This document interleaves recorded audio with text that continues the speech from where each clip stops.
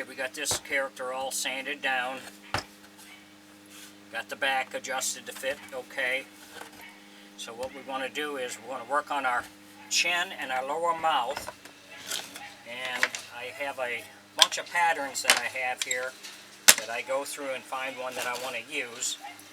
So we're going to use this as a basic pattern. So we're going to put this on here, and I made a few adjustments.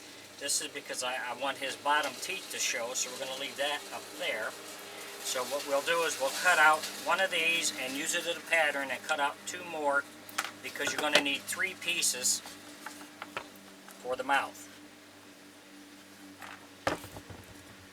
So we'll cut this out, use this to make 2 more, and then we can glue these together. If you enjoy my videos, please like and subscribe on my YouTube page. I'd appreciate it. If you got any questions or comments, put them in my comment section. I'll get back with you. Thanks for watching.